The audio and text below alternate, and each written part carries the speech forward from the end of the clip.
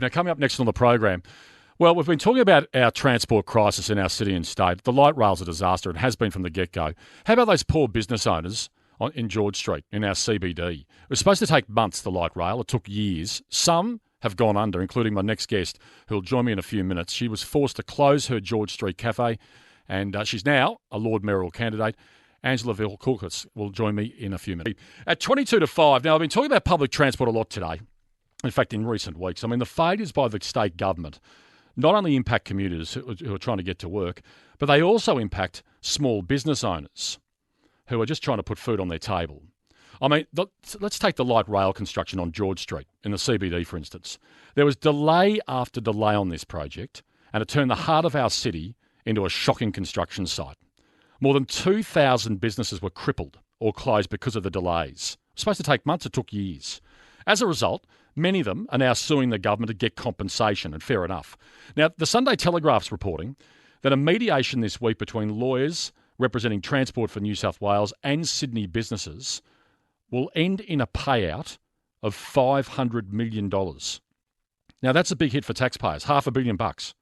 But it's a bit of good news for the businesses who lost so much. Now, I want to have a chat with someone who was right in the thick of it on George Street. Angela Vithoulkas, who owned a popular cafe on the corner of George Street and King Street called Vivo Cafe. Now, it's hard to get people to sit down and enjoy a relaxing coffee to the sound of jackhammers. So, unfortunately, this magnificent Vivo Cafe was a bit of a landmark as far as the CBD goes. After 18 successful years, Angela was forced to close down. Now, Angela's now an independent councillor for the City of Sydney and the leader of the Small Business Party, and she joins me live on the line. G'day, Angela. Hi, Jim. Thank you so much for having me. Well, gee, you've been to hell and back, haven't you? I mean, you've had to close your beautiful Vivo Cafe on George Street in 2018. Talk me through what happened and why did you have to close? So, Jim, it's good to have a little bit of background and context here because there were thousands of businesses that suffered from the impact of the light rail construction, which was 12 kilometres, so all the way from Circular Quay right out to Kingsford, Kensington, Randwick. So not just the CBD, but all along that route. And the thousands of residents, Jim, whose lives were completely living in a nightmare then and now. So businesses suffered during the construction. They haven't recovered. They spent almost 1,000 days in that nightmare of a war zone. Then they had COVID on top of it. But the residents have never, ever gotten over the whole light rail debacle. And then, of course, thank you very much, Inner West Light Rail and another 12.8 kilometres of debacle there too. So it just keeps going. It just keeps going, Jim. Now, my brother and I are business partners and owned Vivo together, but we were in business for 35 years up until that point. I'd bought and sold more than 24 businesses in the city. We'd been very blessed in our success. I wasn't, a startup. I was a solid, respectable, well-established business, and I could not fight Transport for New South Wales or the council, who had equal blame here for the construction of it. I could not fight those and a landlord. It all came together in a perfect storm, and we were abandoned by everybody, and that's why we lost the business. So just how bad was it? I mean, it was supposed to take months, but how can you possibly, as I said in my intro, serving customers, giving them their morning latte or their morning coffee, and you've just got jackhammers, and it was a mess, wasn't it? Well, it wasn't just the jackhammers, it was the tunnel, because the barricades that went up meant nobody could see your business, even if they wanted to be there. It completely isolated businesses along the direct construction route, but also parallel, Jim. It affected the economic ecosystem of businesses all around, plus the businesses upstairs, not just on the street. It was everywhere. It was the noise. It was the dust, Jim. There were moments when the dust from construction would just coat all the food in the cafe and the restaurant. You could literally wipe it with your finger. It looked like black pepper had descended on your eggs or your omelette, but it wasn't. It was George Street bitumen. Gee. So how many businesses have gone under? How many have been forced to close? And how many, I mean, this is going to take those businesses that are still there, it's going to take them years to recover. If they will, Jim. I mean, COVID, these businesses existed in COVID-like conditions for more than 1,000 days, and then COVID came on top of it. So many of them will never get out from under the debt that they were under. There were people that lost their homes. lost their families, they got divorced, there were suicides, there was mental health and illness that they'll never recover from. The shock and the emotional torment of living through that nightmare and knowing it didn't matter, Jim, how hard I worked. I would get up at 3 o'clock in the morning, Jim, to get to work even earlier than normal because we couldn't afford some of the staff. We were working not just double shifts, triple shifts. We opened weekends. We were a 5-day business and we needed to open 7 days to try and pay the rent, and still we struggled, Jim. It was the worst time of my entire life, and it was me and 2,000 others in this nightmare every single day. Absolutely shocking and heartbreaking, some of the stories. And you've been a big part of... calls. Yeah. Well, I was taking calls in the middle of the night, Jim, from people who were telling me, I can't feed my family, Angela. I don't know how to survive. I don't know what to do. I was at a loss going through our own pain, plus trying to support so many others. And I was involved, Jim, in every meeting that government had, in every stakeholder meeting, in every community representative. I was voicing the concerns of these businesses for months, Jim, for months before any of this happened.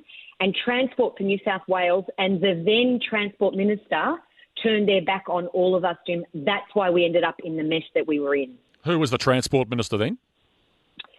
That was Gladys Berejiklian.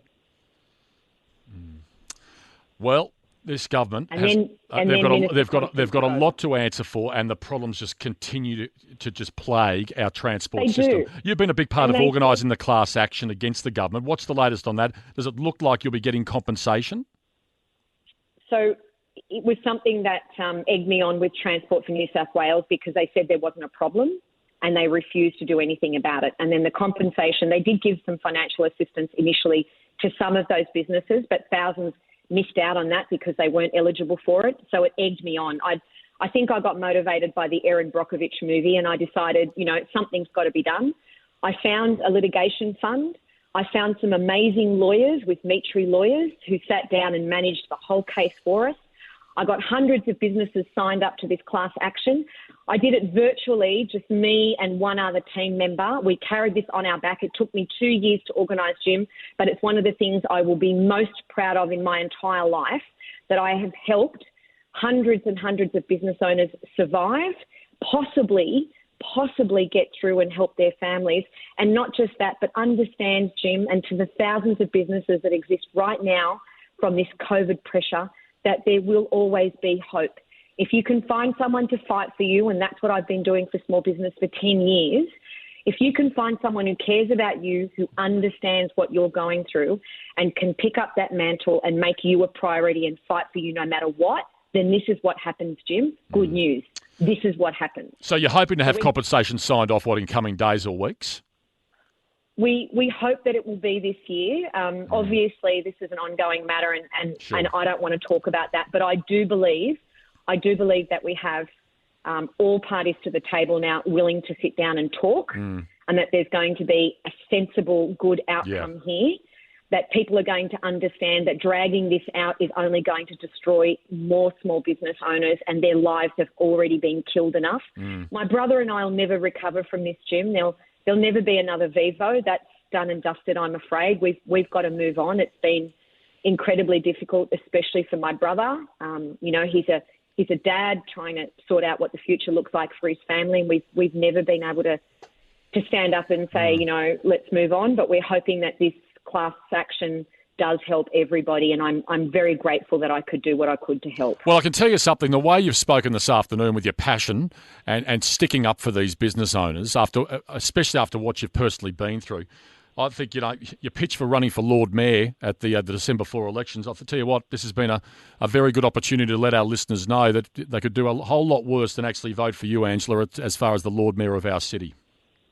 Thank you, Jim. It's the Small Business Party and myself running. You'll find us on either ballot paper, but it's good to know. I've been there 9 years, so I'm already a twice elected councillor. I've been helping the businesses in the CBD now for 9 years. I'm not going to stop doing that no matter what happens. But there are 73,000 small businesses in the City of Sydney. I'm urging them to make sure that they vote so that they can make sure that small business has a seat at that table in Town Hall to make sure debacles like this never happen to them again. We need so much more for this city. We need to help our businesses recover and move on from COVID. But also, Jim, we need to make sure that there's common sense brought back to the council to make sure that we stand up for the businesses, Jim, who give nearly 80% of the rates to the city. 80%, Jim. We deserve a voice and we deserve a vote and representation. So just on that, you're saying that businesses should be allowed to vote in council elections? They absolutely have the right to vote. If they've registered to vote, they're on that roll, they need to turn up and support the politician of their choice. It doesn't matter if they don't vote for me, Jim, but they need to exercise their right to vote. Good on you, Angela. You're speaking a lot of sense, and good on you for actually, it looks as though these business owners will get compensation. Thanks for your time this afternoon. Thank you, Jim. That's Angela Vithoulkas, an independent councillor for the City of Sydney and the leader of the Small Business Party, who was forced to close her cafe with a brother on George Street after 18 years of business because of this absolute doomed light rail construction. It is 12...